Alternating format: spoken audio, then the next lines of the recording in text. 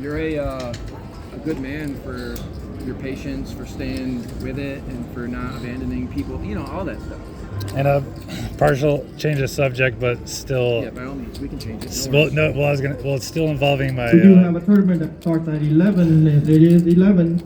Y'all want to join this tournament? It's $100 buy-in, 1,000 guarantee. I do need 5 to start. I only have 1 sign up so far. I need 4 more to start this tournament. Anybody like to join this tournament, please come up here and sign up.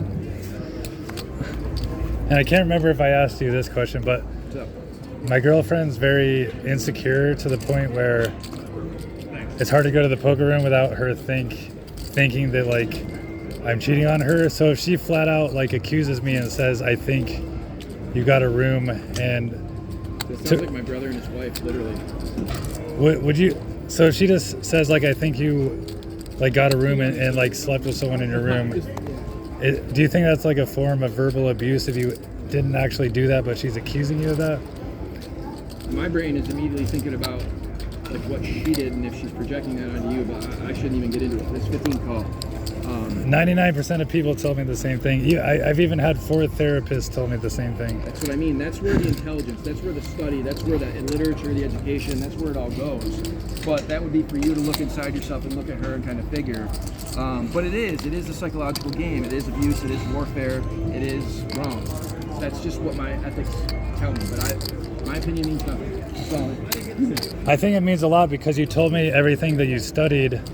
Yeah, thank you for trusting me on it. Because I mean, I do 35, 43. In like another 5 years, I do feel like I can be sort of a source, maybe. But call and we'll run it down. You're more intelligent than my last therapist. That's what my psychologist said. Actually, strangely enough. Thank you for just honoring that and understanding that, and like giving me that.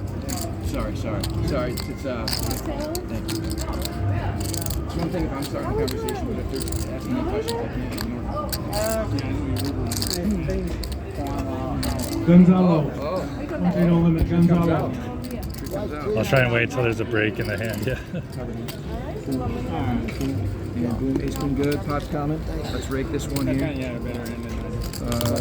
I heard you chuckle too, Dickie, when he said that. I heard you chuckle. Hey, so I heard you blessing me with a chuckle. Thank you. So before I even decided to use my free room offers, so I could get my 40 hours I still need here, instead of driving back and forth. How far is the drive? I mean, you're out of town a little bit? 20 minutes. Oh. Anyways, it's easier to grind to the room. Yeah. I sent her a funny video, and the video said, "Funny things my Asian girlfriend." 1 sec.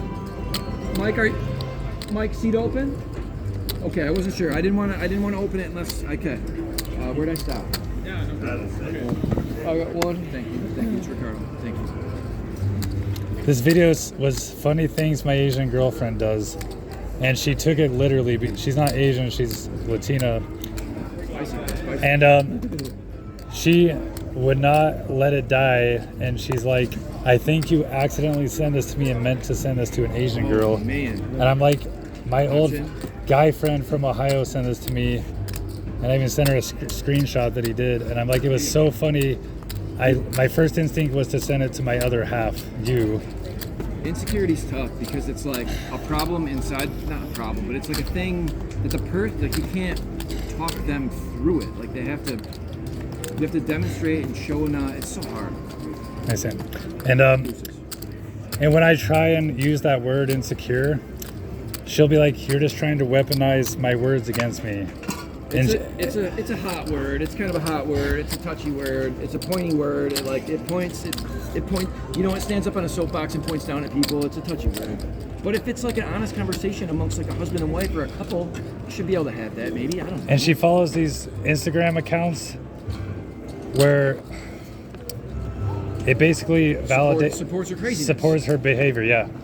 So, and then she'll send me the little Instagram shorts or like a screenshot of a little quote. The real truth doesn't need a gang of people to tell you the truth. It doesn't need 14 Instagram pages and 90 million followers. The real truth just is the truth and it comes to you. So her trying to, like her Instagram pages are the friends that she would have if and that she's weaponizing. It's all crazy. But you seem like you got a level head, and I don't know the answers. And eventually she frustrates me though, and then I'll 12 heads up. what I'm guilty of doing the last couple of days is I've ghosted, if she's even still my girlfriend. And this every time she's done this to me, I'll like ignore her, and then she'll ignore me back, and then nothing will be resolved. It's my brother and his wife, 100%. And then the whole time ignoring her, she'll be like, well, you were obviously with someone else. It's like, what if you, like, she needs the last worder to be right, but she doesn't need the last worder to be right. Because if you honored that and gave that to her, she would cry. She doesn't want to be right about any of that. She doesn't want the last word at all. What does she want? I need to figure this out. I'm going to go home tonight and try to figure this out. I can tell you the answer. When you call River. She's just a victim of her past is all. So she's reacting to previous men in her life. As a child, her dad supposedly cheated on her mom. Her ex-husband was a ship engineer that would stop in like the Philippines and Thailand, and there's literally women lined on the streets. So yeah, my dad, I know, yeah, it's, man, but that, so I have to give her some leeway. But after 8 years, you think she would finally stop accusing me. Yeah, that's what I'm saying. Like, you're her 8 freaking years. You're her quote unquote person. Like, yeah. I'm trying to figure out how to provide like safety and security and emotional safety for her. Like, how to do that for her. Well, I know that the answer is easy because I can just do the same thing for her that she does for her autistic son. So he abuses her every single day of her life, physically, emotionally. It's going to take you to lead by example and break the whole pattern for all their generational trauma and all of it. And that's what I'm doing for my family right now, but it's so hard. So it's going to take that. So for her son, she stays calm most of the time, and then she just talks to him calmly and sweetly and lovingly, and no matter how aggressive he is, she'll turn on the Disney Channel and say, hey. Nice call, nice hand. 34 here. Bring it back to you. And, good sportsmanship, boys. You have good hand. So normally I would just lovingly say, well, do you want to know why I don't want to be with anyone else? And then I would name the reasons I love her. But then sometimes that wouldn't be enough, and she would keep accusing me. So let me lay this theory on you real quick. So, autism and stuff is generally genetic, and so, but unchecked, what I call unchecked or unvalidated or undiagnosed, unchecked autism will lead towards, because autistic people, myself, we're selfish and self-centered kind of by accident on purpose, right? But if it's unchecked and you're not self-aware and you don't know anything about it, it's going to lead towards that super insecure, borderline, overt narcissism. It's going to go down that road a little bit. And because she has offspring that's autistic, my brain walks back towards her and her mother and her mother's sisters and the women in her family, just everyone and everywhere. And I'm wondering if she, like, could come into some self-awareness. 11. Like it's hard for people that think they know it all, myself included, or anyone, my mom, my dad, my whole family. It's hard for them to think, to hear anyone, right? And so you can't talk to anyone like that. So you sort of have to show them that you understand them from the inside out, but it's so hard. And then once the aha, like if you could get your fiance or your wife to have this this holy epiphany, like crying in the shower moment, or like driving down the street at the red light and where she just looks at you and is like, oh my God, like the problem is me, isn't it? But you got to get her to realize that for herself. But it's so hard, you can't point the finger at her. And the problem isn't her, but she... I've done that. I've used I had a lot of growing up to do. I've used examples in her life and how... Maybe I'm just wrong. No, you're actually 100% right. So in my case, I would take examples from her life and how those experiences made her feel, and then say that's how I'm feeling in this moment. $9 3 ways. No, I know what you mean. And also, you know what else helps? Is 3 years ago, the last time we went to a therapist in person. Can you check? I saw like a hand motion. Okay, never mind. Okay. I'm fighting for my life here. It's all good. 20.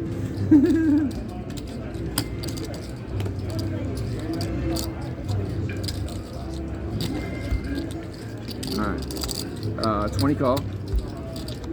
Yo, but on a side note, your voice sounds exactly like Nick Foles, and you have the same heart in your chest like Nick Foles. You're a kind man.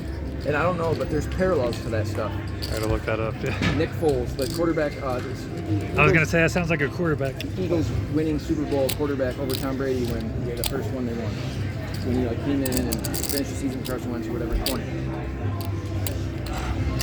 So when we were there with a therapist, and when a therapist said, Call. okay, sorry. You're all good, you're all good. 9, she has the 9, king 9, 9's full. High hand. High hand. Stand by everyone. 9's full. High hand table 3. 9, 9, 9. King, king.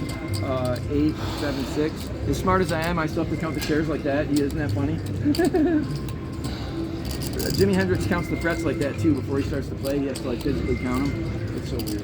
All right, here you go. 9's full. You are on the board. Pardon the crosstalk for this down, you guys. Appreciate you guys being patient with the whole ordeal.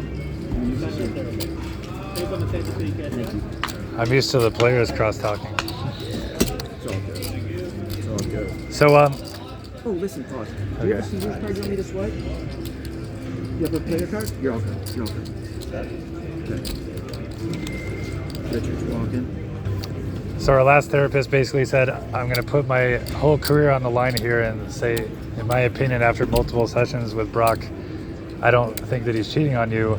And he said, if he is in fact not cheating on you, do you think it's fair to him to accuse him of doing that? And she finally said, no, it's not fair. But it took another person to say that. Now I've set it up. Growth, though. That's some growth. You had a three-way, like a group therapy session, and the therapist kind of jumped out and stepped out for you and said that to her, and like it froze her for a minute. She was like on the defensive for a minute, almost gonna yell, but then she heard it.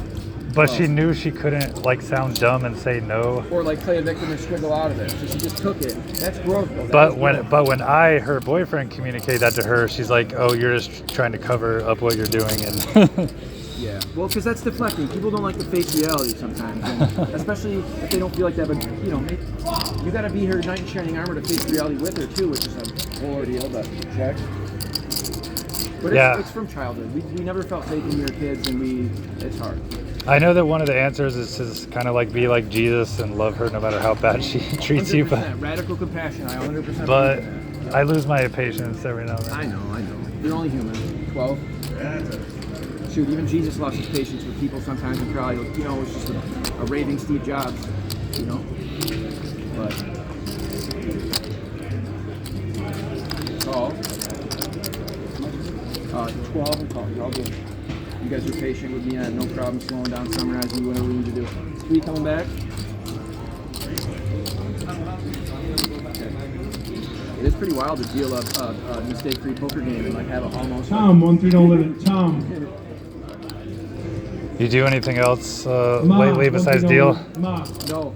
Dealing is my main source of income right now until I get my life back on track. And I'll be able to play again, and I'll be able to start small investments under the guidelines of Mr. Charlie Munger.